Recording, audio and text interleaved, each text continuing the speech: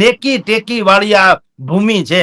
પણ કોંગ્રેસને રામ જાણે હું હાપ કરડી ગયો તે જયે ઉભા રાખે તે ઈ ઓલા થોરના ઠૂઠા જેવા માણસને ઉભા રાખે, તમે ગહાવ તો તમને ત્યાંથી લોહી નીકળે, બાકી એમાં કોઈ દી ઈ કોળાય નહીં, કોઈ દી એનો છાંયો ન થાય. એની હાલત એવી છે તમારી ને મારી પાસે 2 જોડી કપડા હોય, ખાલી 2 જોડી. એક તમે ધોવા નાખો પછી વધુ હું એક જ વધુ ને તો આપણે પૂછીએ ડાર્લિંગ શું પહેરવું, પણ ડાર્લિંગ તારી પાસે છે જ એક, હવે પહેરી લેતો ને તો સાનો મનો. પણ કૃપાલસિંહ રાહુલ ગાંધીને કઈ ટપો જ નથી પડતો. મને એ ટીમ બતાવો, હાલો કોંગ્રેસની એ ટીમ કઈ છે બતાવો. 4 વાર એર કન્ડિશન હોય, એર કુલર હોય, બદામ પિસ્તાના માવા મીઠાઈ જમણવાર બમણવાર હોય, સોફા બોફા હોય, માથે ડોમ થઈ ગયો હોય, સેન્ટ્રલી એસી જેવો, એમાં પાણી ઝરમર પાણી પડતું હોય, હિંચકા ખાવાના ટેસડા હોય, પછી તમને હરવા ફરવાની છૂટ હોય, સાંજે મનોરંજન હોય, પુત્ર હોય કુસંગે ચડેલો વંઠેલો સંતાન હોય ને કદા વાંજ્યા હારું કે છાતી તો ન કૂટવી કે ભાઈ આ તમારો છોકરો બગડી ગયો, જ્યાં હોય ત્યાં હાથ પડે એના જામીન જ ગોતવાના થાય ઉઠતા વેત.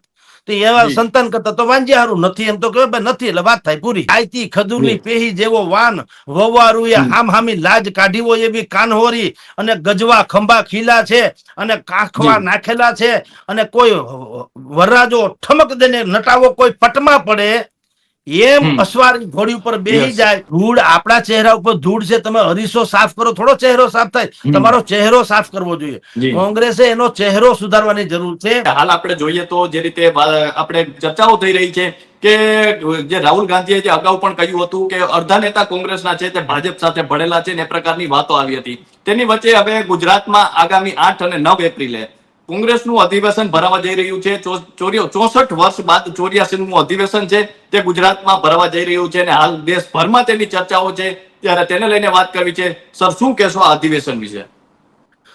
જુઓ કૃપાલસિંહ, રાહુલ ગાંધીએ કીધું કે ગુજરાત કોંગ્રેસમાં કેટલાક એવા લોકો છે જે ભારતીય જનતા પાર્ટીની બી ટીમ થઈને કામ કરે છે.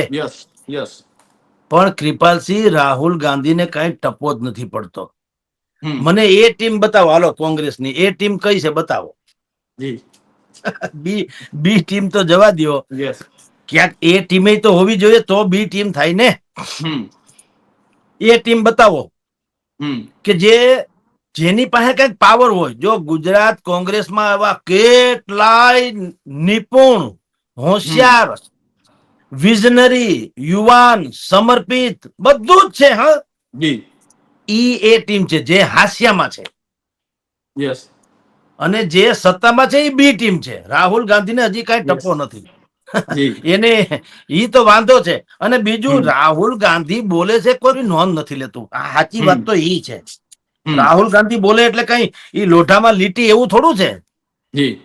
એ બોલે જાય છે, કોઈ એના સામું આપણે નથી કહેતા આના બોલ્યા સામું જાતા નહીં. ગામડામાં એમ કે ખબર ને, આના બોલ્યા સામું તમે ભાઈ જાતા નહીં, તમે મારું મોઢું જઈને કઈક વાત કરજો. એટલે છોકરું કઈક પણ બોલ નાખે આપણે કહીએ ભાઈ એના બોલ્યા સામું જતા નહીં. એમ રાહુલ ગાંધીના બોલ્યા સામું જતા નહીં એવું છે.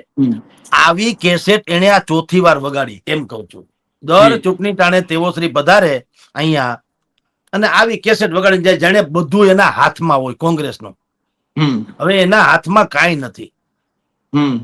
ન્યા કોંગ્રેસની કારોબારી મળી હતી, ન્યા એમ બધાએ કીધું રાહુલ ગાંધી ભાઈ સાહેબ એટલે સારી ભાષામાં કે હવે તમે કઈક માફ કરો તો સારી વાત છે. પ્રિયંકા ગાંધીને લાવો, સોનિયાજીને કીધું બીજા કોકને તમે આવો કે બીજા કોકને ઉપાડો, પણ આ ભાઈને હવે રામ રામ કરો તો હવે ન્યા તમારી પોતાની ખુરશી આલક ડોલક છે ને અહીંયા તમે ફાકા ફોદારી કરો. ગમે એને કાઢવા મૂકી હું કાઢી મૂકી, કાઢો જ. એક કૂતરું કાઢ્યું હતા સુધીમાં આવ્યો ક્યાંય ઓર્ડર આવ્યો? કોઈને છગન મગન ને કાઢ્યા ઓર્ડર આવ્યો? એ બધા રખડે ટેકડા ઉલટાના.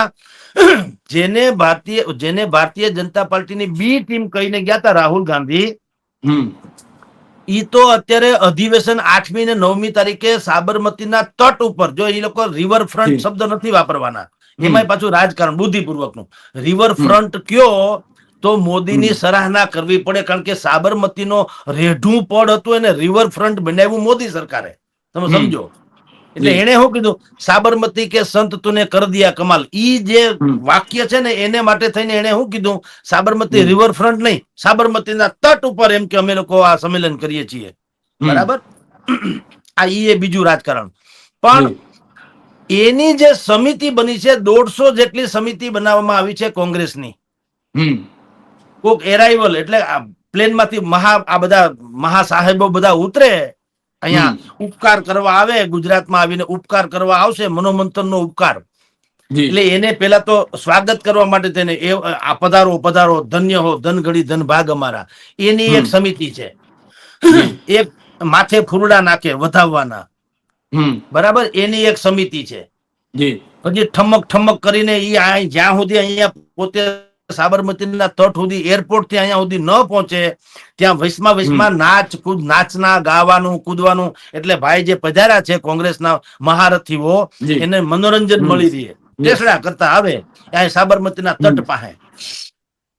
પછી બસ સંમેલન એટલે બીજું હું, બસ ઈ જે ભાષણ રાહુલ ગાંધીએ ન્યાય કર્યું હતું એવું અહીંયા 10 જણા કરશે. આપણે આમ કરશું ને આપણે તેમ, કોઈ બ્લુ પ્રિન્ટ એક હરામ બરોબર છે બહાર પાડે તો. એટલે રાહુલ ગાંધી કહે છે કે બી ટીમ નું ઘણું છે. હવે ઈ બી ટીમ ને તમે કામે વળગાડી છે અત્યારે જ. જેને રાહુલ ગાંધી બી ટીમ કે છે, ઈ ટીમ તો એવી બી ટીમ ના તમામ લોકો જે છે એ તો અત્યારે તમારી મહત્વની તમામ સમિતિઓમાં છે. અને રાહુલ ગાંધી બોલી ગયા, એને આજે 1.5 મહિનો થવા આવ્યું. કાળો કાગડા નહીં કાઢ્યો નથી, એ રહ્યા બધા. તો આની પેલા રાહુલ ગાંધીએ શું કીધું તું ખબર છે?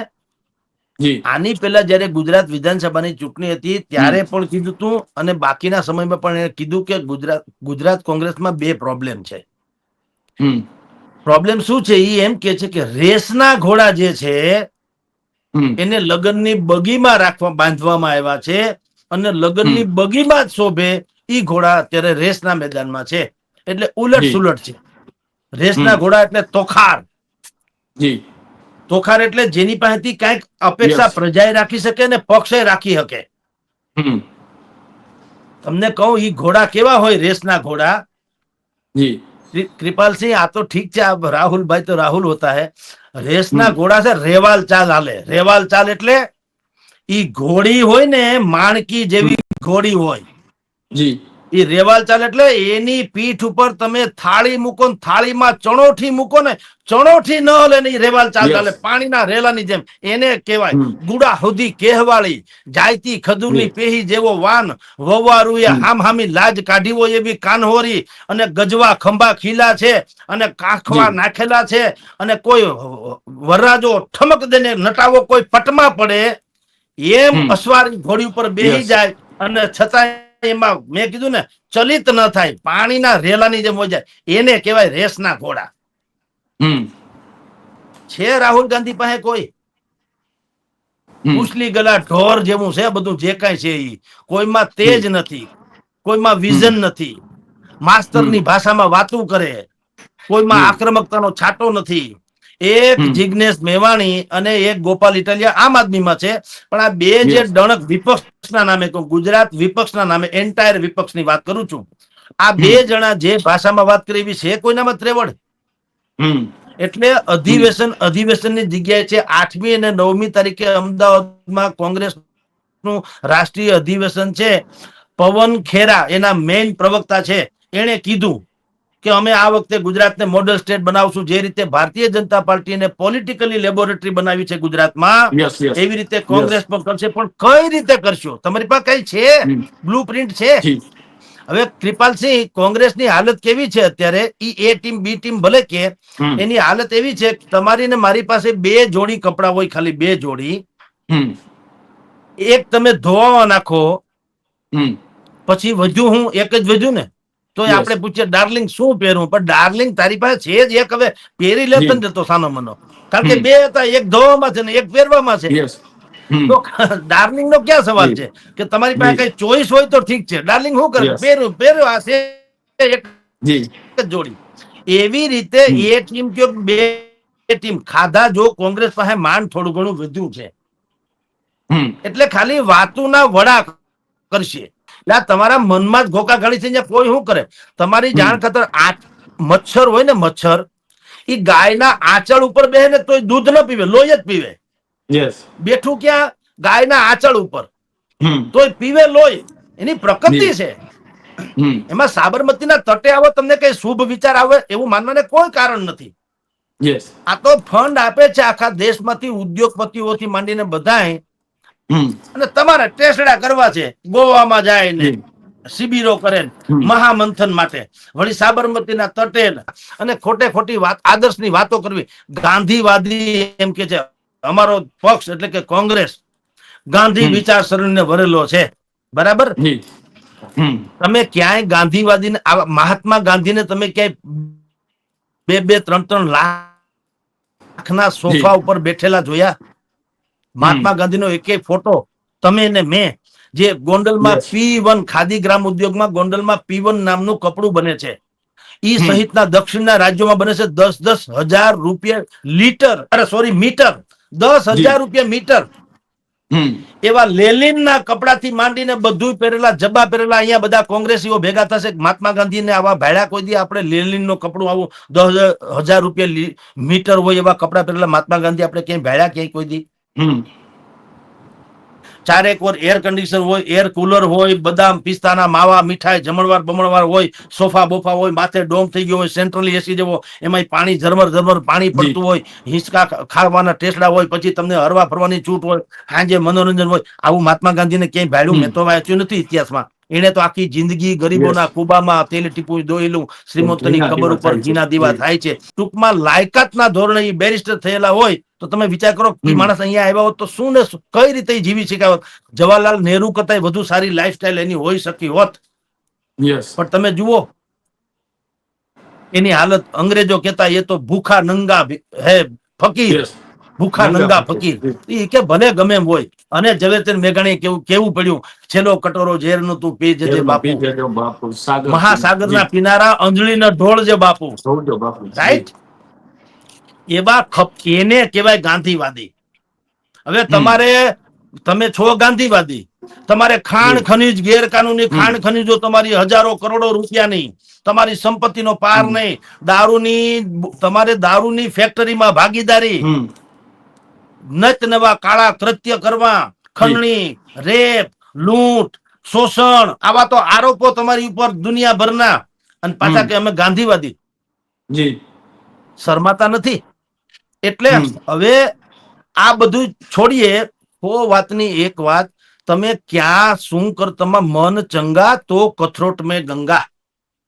સાબરમતીના તટ ઉપર આવીને કાંઈ કરવાની જરૂર નથી. તમારા મનમાં ગંદકીથી કાઢ નાખો.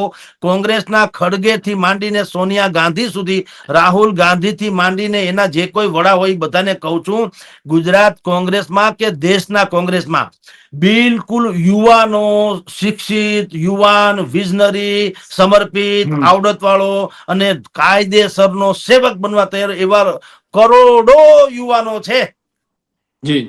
પણ તમારે એને તક નથી આપવી ને, તમારે ફેણ માંડીને બેહવું માથે, એટલે મેળ પડે એમ નથી. એટલા યુવાનોને મેં જોયા છે, એની યુવા કાળથી મેં જોયા છે. NSUI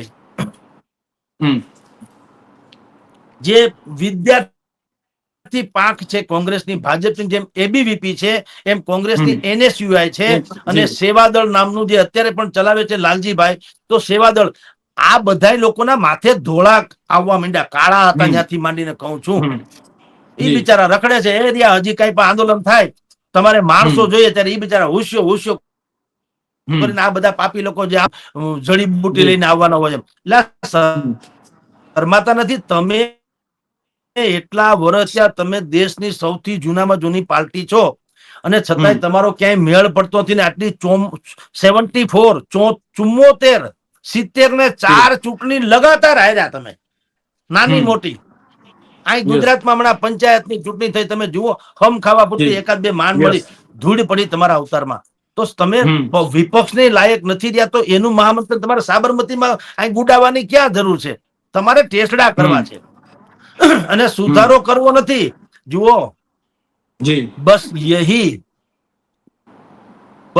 યહી ગુસ્તાખી તા ઉમ્ર કરતા રહા ગાલિબ, धूल चेहरे पर थी और आईना साफ करता रहा. ધૂળ આપણા ચહેરા ઉપર ધૂળ છે, તમે અરીસો સાફ કરો, થોડો ચહેરો સાફ થાય? તમારો ચહેરો સાફ કરવો જોઈએ. જી. કોંગ્રેસે એનો ચહેરો સુધારવાની જરૂર છે, એની નીતિ સુધારવાની જરૂર છે, અને તો મેળ પડે એમ છે. જેટલા કોંગ્રેસના યુવાન કાર્યકરો, સમર્પિત કાર્યકરો, સેવાદળના કાર્યકરો, NSU ના કાર્યકરો, વિઝનરી, યુવાન, શિક્ષિત, સમર્પિત, કાંઈક પણ આવડત કૌશલ વાળા એવા લોકોને આગળ કરો ને. તમે જી. જેટલા અહીં આવવાના છે ને દિલ્હીથી, એને કે ભાઈ સાહેબ તમે હવે ખમૈયા કરો, તો આનો મેળ પડે એમ છે. બાકી હરામ બરોબર કાંઈ મેળ પડે એમ છે. આવા લચપચિયા લાડુ ખાઈને ઈ પેલા અલગ જગ્યાએ આવી સમિતિઓને કારોબારી મળી છે રાષ્ટ્રીય અધિવેશનના નામે, ઈ પાછા ખાઈ પીને ખદોડીને વયા જાહે. પાછો હતું ઈનો ઈ. એટલે જો એને જીર્ણોદ્ધાર કોંગ્રેસનો કરવો હોય તો પોતાના જાત, ચેરિટી બિગેન્સ ફ્રોમ હોમ. પેલા પોતાની જાતથી શરૂઆત કરવી પડશે કે આપણે નેતૃત્વ હેઠળ તો આપણે કઈ ઉકાળ્યું નથી, એ તો જગ જાહેર છે. એ તો આપણે વિપક્ષને લાયક પણ રહ્યા નથી. તો હાલો હવે ફેરફાર કરીએ. અમે એટલે કે જે શીર્ષ નેતાઓ છે, ખડગેજી સહિતના બધાની વાત કરું છું, એ બધા માર્ગદર્શક બનીને રહે. અને યુવાન જે છે, જે કોઈ રાજકોટમાં હું તમને કહું નામે બધાના ખબર પર છોડીએ, જે કોઈ રાજ્યના પ્રાંતમાં જ્યાં પણ યુવાન કોંગ્રેસના કાર્યકરો છે, નિષ્કલંક છે, વિઝનરી છે, શિક્ષિત છે, આવડત વાળા છે, લોકભોગ્ય પણ છે, એવા લોકોને તક આપશો તો કોંગ્રેસનો જીર્ણોદ્ધાર થશે.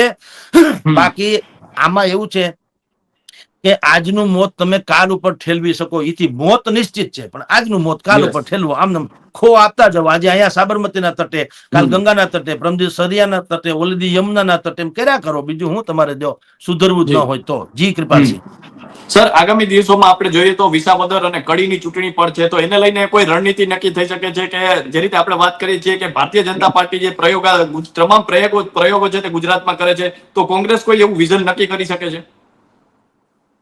કરવું જોઈએ કૃપાલસિંહ. અત્યારે તક, સુવર્ણ તક છે, ગોલ્ડન ઓપોર્ચ્યુનિટી. શું કામ?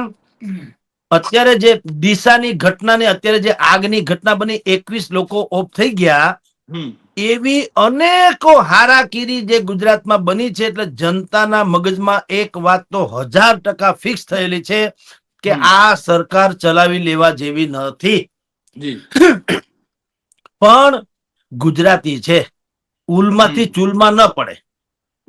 બકરું કાઢતા ઊંટિયું પેઠી જાય, ઈ ધંધો પોહાય નહીં આપણને. એટલે સારો વિપક્ષ ન હોય તો અજાણા મિત્ર કરતા જાણીતો શત્રુ હું ખોટો.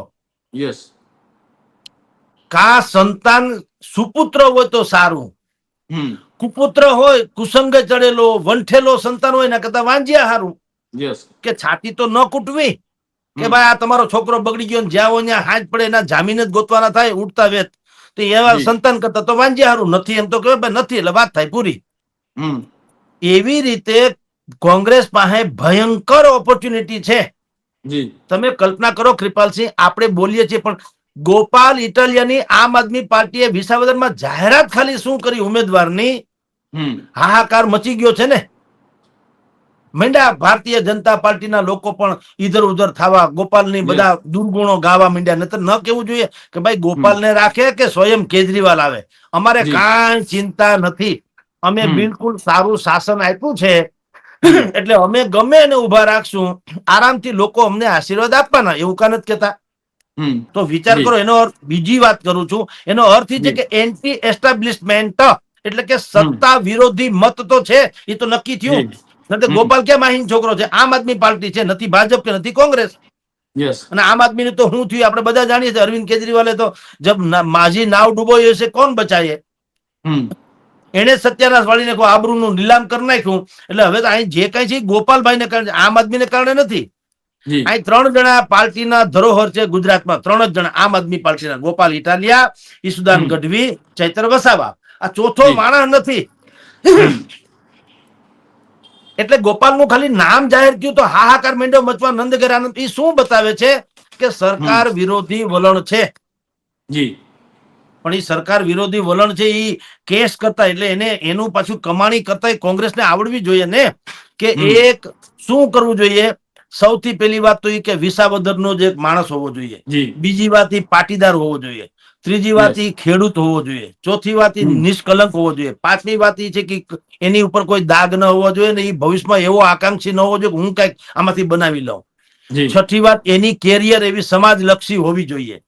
હમ આવો માણસ કોઈ હોય ભલે પછી ગમે તે હોય જી તો કોંગ્રેસમાં આ મહામંથન જે 8મી ને 9મી એપ્રિલે કરવા Yes. જઈ રહ્યા છે ને વિસાવદરમાં જો આવી રણનીતિથી મેં ને તમે ધારણા ન કરી હોય એવા એક માણસને ઉમેદવારને ઉભો રાખે, જાહેરાત કરે અને આખું હમ. ગોપાલ ઇટાલિયાને જે રીતે આખું વિસાવદર અત્યારે માનસિક રીતે વધાવી રહ્યું છે એવી રીતે કોંગ્રેસનો એક ઉમેદવાર એવો કોંગ્રેસમાં કોઈ છે નહીં એવું નથી. જી ગુજરાત તો બહુરત્ના વસુંધરા. યસ આ દેશમાં ને આ પ્રદેશમાં તો મહાન માણસો કે સારા માણસોની કઈ કમી જ નથી. જી એટલે આપણે કહી શકીએ કે મારા કાઠિયાવાડમાં કોક દિન ભૂલો પડ ભગવાન, તારા એવા કરું સન્માન, તને સ્વર્ગ મહેમાનોને માન દલ ભરીને દીધા નહીં, મંદિર નહીં મહાણ, સાચું હરઠિયો ભણે.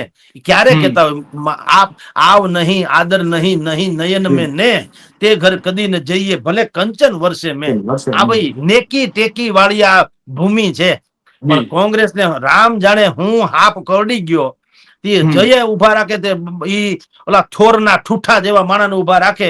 તમે ઘહાવ તો તમને ત્યાંથી લોહી નીકળે, બાકી એમાં કોઈ દી ઈ કોળાય નહીં, કોઈ દી એનો છાંયો ન થાય. એટલે જો કોંગ્રેસમાં કઈક આવું હોય વિચાર મંથન અને નિષ્કલંક, મેં અગાઉ કીધું એવો કોઈ માણસ ઉભો રાખે તો તક છે.